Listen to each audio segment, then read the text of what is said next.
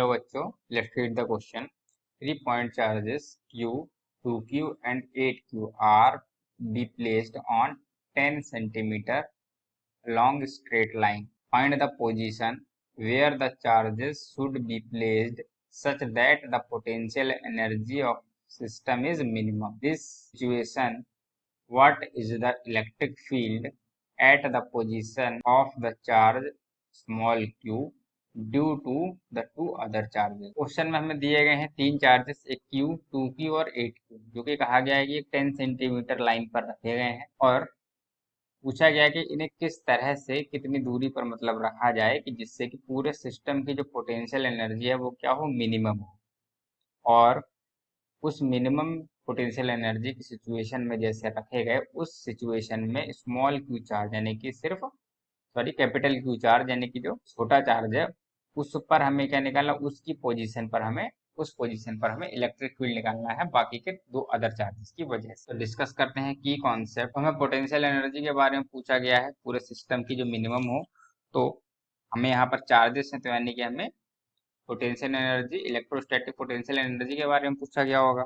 तो हमारे पास एक फॉर्मूला होता है potential energy of two charge system, जो कि क्या होता है, U इज इक्वल टू के Q1 Q2 upon R। R क्या है, बीच की डिस्टेंस है दोनों चार्जेस के। ठीक है, एक चार्ज Q1 Q2 तो पोटेंशियल एनर्जी का फॉर्मूला ये होता है। ठीक है, तो ये हमारा की कॉन्सेप्ट है क्वेश्चन का, यही फॉर्मूला इसमें लगेगा और बस हम इसी की एनर्जी को मिनिमम कर लेंगे कैसे अरेंजमेंट के लिए। तो हम डायग्राम को ही बना ही लेते हैं। डायग्राम को बनाने से हम देखेंगे कि हम ये एक 10 सेंटीमीटर लंबी लाइन है और हमने एक दो चार्ज को हमें कॉर्नर पे रखने होंगे और हम कौन से चार्जेस रखें कॉर्नर पर ये हमें कैसे पता चलेगा। इसको समझने के लिए हम समझ सकते हैं कि देखो U प्रोपोर्शनल किसके है, Q1 Q2 की वैल्यू के और अपॉन R के, यानी कि Q1 Q2 की मल्टीप्लाई के और R के। तो यानी कि जिन दो चार्जेस की Q1 Q2 का मल्टीप्लाई बड़ा आएगा यानी कि बड़े बड़े दोनों चार्जेस, और उनके बीच की अगर हम दूरी ज्यादा रखें तो एनर्जी क्या होगी, मिनिमम आएगी। यानी कि एनर्जी हमें कम करनी है पोटेंशियल एनर्जी, तो हमें आर की दूरी, सबसे ज्यादा दूरी पर कौन से दो चार्जेस रखने होंगे, जो बड़े होंगे। और चार्जेस हमारे पास बड़े कौन से हैं, एक क्यू है, एक 2Q है और एक 8Q। तो हम एक कॉर्नर पर रख देंगे हम 2Q को और एक पर हमें रखना पड़ेगा 8Q को। तो ये दोनों बड़े बड़े चार्जेस दूर हो गए। अब जो छोटा चार्ज है सबसे Q, उसको हम बीच में कहीं पे रखेंगे। तो हम मान लेते हैं उसको हमने इस 2Q वाले चार्ज से x डिस्टेंस पर रख लेते हैं। चलिए हम कहीं पर, यहाँ कहीं पर रख लेते हैं हम कैपिटल Q वाले चार्ज। तो हमें ये डिस्टेंस हमने क्या मानी, ये डिस्टेंस हमने मान ली x, और ये वाली डिस्टेंस कितनी बचेगी, फिर ये वाली बचेगी 10 माइनस एक्स, क्योंकि पूरी डिस्टेंस तो 10 है। तो ये हमें मिल गई सभी डिस्टेंस। अब हमें इस पूरे सिस्टम की पोटेंशियल एनर्जी लिखनी है। पोटेंशियल एनर्जी हमें फॉर्मूले पता ही है तो हम लिख लेते हैं। पहले हम इस चार्ज की इसके साथ लिखेंगे, फिर इसकी इसके साथ लिखेंगे, फिर इन दोनों की लिख लेंगे, तीनों को हम जोड़ लेंगे। तो लिख लेते हैं हम। तो हमारे पास टोटल जो U आएगा वो क्या आ जाएगा, 2Q, और इस वाले चार्ज के बीच का लिखते हैं पहले हम पोटेंशियल एनर्जी, तो क्या हो जाएगा 2K Q square upon distance कितनी है x, तो x स्क्वायर हमने लिख लिया, not square, only x, power नहीं होती है फॉर्मूले में, x प्लस, अब लिखते हैं किसके किसके बीच का, पहले वाले और इसके बीच का, यानी कि 8 और 2, 8Q और 2Q के बीच का। तो क्या होता है 8 और 2 की मल्टीप्लाई 16, यानी कि 16K Q स्क्वायर अपॉन बीच की डिस्टेंस है 10 सेंटीमीटर में। तो हमने यहाँ लिख लिया 10 सेंटीमीटर में ही रहने दिया, सेंटीमीटर में रहने देंगे तो हमारा आंसर भी सेंटीमीटर में ही आ जाएगा। और अब हम लिखेंगे किसका, पहले और दूसरे की हो गया, पहले और तीसरे का हो गया। अब दूसरे और तीसरे चार्जेस के बीच की, तो दूसरे और तीसरे चार्जेस का क्या होगा, 8Q और Q की मल्टीप्लाई होगी 8KQ upon KQ square upon R की वैल्यू क्या है 10 माइनस एक्स, तो हम इसे लिखेंगे 10 माइनस। तो ये इक्वेशन हमारी बन गई। अब इसमें हम जो कॉमन है उसे कॉमन ले लेते हैं, बाकी चीजों को ब्रैकेट लगा के लिख लेंगे। तो हम इसमें लिख लेते हैं 2K Q स्क्वायर तो सभी में है, इतना कॉमन ले लेते हैं, अंदर क्या बचेगा, अंदर बचेगा 1 अपॉन एक्स प्लस 2 कॉमन ले चुके हैं हम, तो बचेगा 8 अपॉन 10 प्लस इधर बचेगा 4 अपॉन 10 माइनस एक्स। तो ये हमारा बच गया। तो हम सॉल्व करें या ना करें कोई उससे फर्क नहीं पड़ता, ये इक्वेशन हमने मान ली। अब हमें क्या करना है, ये पोटेंशियल एनर्जी को मिनिमम करना है। अब सब यू की वैल्यू मिनिमम कब होगी, जब इस अंदर वाले टर्म यानी कि इस ब्रैकेट के अंदर वाले टर्म की वैल्यू मिनिमम आएगी तभी हो, क्योंकि ये टर्म तो कांस्टेंट है। तो हम इसकी वैल्यू मिनिमम करेंगे, तो हम इसे एक अलग इक्वेशन बना के लिख लेते हैं। u is equal to 2k² तो इस पूरे ब्रैकेट वाले टर्म को हम a मान लेते हैं, इसे इक्वेशन 1 लिख लेते हैं, इसको नहीं करते। तो इसकी वैल्यू अगर a की वैल्यू मिनिमम हो जाएगी तो u की वैल्यू भी मिनिमम हो जाएगी। तो हम क्या करेंगे, फॉर a मिनिमम, a को मिनिमम करना तो इसका मतलब क्या होना चाहिए, D A upon D x की वैल्यू 0 होनी चाहिए। तो D A upon D x को हम कर लेते हैं 0। तो अगर हम इसका डिफरेंशिएशन करें पूरे का, 1 अपॉन एक्स का डिफरेंशिएशन क्या हो जाएगा, -1/x²।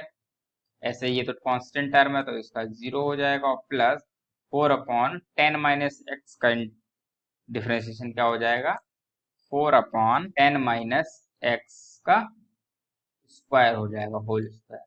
ये क्या होना चाहिए, 0। हमने डिफरेंशिएशन कर लिया है। आगे सॉल्व करें अगर हम, तो हमें मिलेगा 4/10 माइनस एक्स का whole square is equal to 1/x²। दोनों तरफ का हम स्क्वायर रूट करेंगे तो हमें मिल जाएगा 2/10 minus X X is equal to 1/x। तो इससे हमें मिल जाएगा 2x is equal to 10 minus x.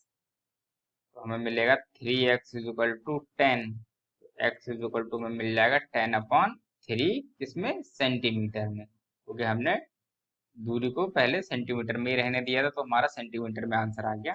x is equal to 10/3। तो यानी कि जो हमें x की वैल्यू मिली है, डायग्राम को देखें तो ये जो x की वैल्यू है ये कितनी आई है हमें, 10/3 सेंटीमीटर, और ये बचा हुआ कितना हो जाएगा, 10 माइनस 10/3 सेंटीमीटर। तो इसको जब हम माइनस करके अगर निकालेंगे तो हमें कितना मिलेगा, 20/3 सेंटीमीटर। तो ये डिस्टेंस हमें 20/3 मिल गई, और ये वाली डिस्टेंस हमें 10/3 मिल गई। तो हमसे पूछा गया है कि जो स्मॉल क्यू चार्ज यानी कि इस पॉइंट पर हमसे इलेक्ट्रिक फील्ड पूछा गया है, दोनों चार्ज, इन बाकी के 2 चार्जेस के। तो इसकी वजह से यहाँ पर हम निकाल सकते हैं, हमें डिस्टेंस पता चल गई है। और इस वाले 8q की वजह से पर भी हम 20/3 डिस्टेंस पर वो निकाल सकते हैं हम क्या, इलेक्ट्रिक फील्ड। तो इसे हम कैलकुलेट करते हैं। अब तो हम पहले लिखेंगे E due to 2q charge. तो 2q चार्ज की वजह से 2q की डिस्टेंस कितनी है, r की वैल्यू कितनी लग जाएगी, 10/3 सेंटीमीटर है। तो इसे मीटर में कर लेते हैं, 10/3 इंटू 10⁻⁻2 मीटर की वजह से अगर हम निकालें तो हम लिख लेते हैं E1 लिख लेते हैं उसे। E1 की वैल्यू क्या आ जाएगी, KQ, फॉर्मूला हमारे पास होता है KQ/R²। के क्यू की वैल्यू क्या है, 2q, हम इसे लिखेंगे 2q KQ/R²। तो R की वैल्यू कितनी है, 10/3 का स्क्वायर जब करेंगे तो 10 का स्क्वायर हो जाएगा 100 इंटू पावर 2, तो यानी कि पावर -4, और अपॉन में जो 3 होगा उसका स्क्वायर हम ऊपर लिख लेंगे 9। और इधर हम k की वैल्यू k ही रहने देते हैं, ये तो हमें क्या मिल जाएगा, 18 KQ/10⁻2 रह जाएगा हमारा अभी। तो इसको हम ऐसे ही रहने देते हैं, ये हमने लिख लिया हमारा। आ गया एक। अब हम E2 निकाल लेते हैं, E due to 8q charge. उसके लिए r की वैल्यू क्या आई है, 20/3 सेंटीमीटर।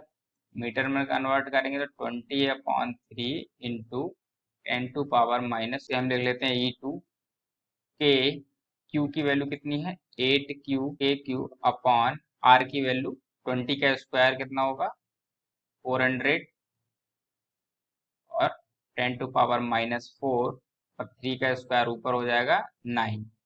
इसे हम क्या लिखेंगे, तो हम अगर कैंसिल करें तो हो जाएगा, 8/400 है, तो इसे हम कर लेते हैं 4 से डिवाइड। ये हमें मिल जाएगा ऊपर 18 KQ/10⁻²। तो हमें ये भी मिल गया।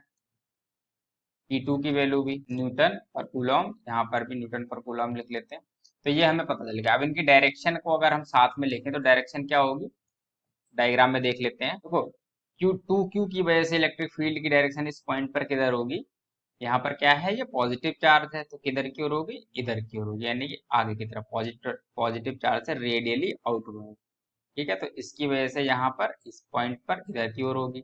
और 8Q की वजह से 8Q चार्ज की वजह से किधर होगी, इधर इस साइड को होगी क्योंकि वो भी पॉजिटिव है, तो उससे भी रेडियली आउटवर्ड इस तरफ की ओर होगी। तो यानी कि दोनों की डायरेक्शन कैसी, एक दूसरे के अपोजिट है। तो 2Q की वजह से एक्स एक्सिस की पॉजिटिव डायरेक्शन में यानी कि आई कैप की डायरेक्शन में, और 8 वाली की वजह से माइनस आई कैप डायरेक्शन में। तो हम इसे लिख लेते हैं, इसकी डायरेक्शन क्या हो जाएगी, E1 की पॉजिटिव आई कैप और इसकी क्या थी, माइनस की आई कैप, यानी कि एक दूसरे के अपोजिट हैं। तो अगर हम नेट निकालें तो नेट इलेक्ट्रिक फील्ड क्या हो जाएगा, E1 प्लस E2 करेंगे हम, ई नेट क्या आ जाएगा हमारे पास, E1 plus E2 same quantity है, बस अपोजिट डायरेक्शन में है। 18 KQ अपॉन 10⁻⁻2 न्यूटन पर कूलम, ये है पॉजिटिव आई कैप डायरेक्शन में, और ये क्या है, माइनस का हो जाएगा 18 KQ अपॉन 10⁻⁻2 आई कैप, ये माइनस आई कैप में तो हमने माइनस यहाँ लगा दिया। दोनों क्या हो जाएंगे, एक दूसरे से कैंसिल हो जाएंगे, तो नेट इलेक्ट्रिक फील्ड क्या आ गया, जीरो। तो net electric field at Q is equal to क्या है हमारा, जीरो। तो ये हमारा आंसर हो गया जो हमसे पूछा गया था। I hope you understood very well, thank you.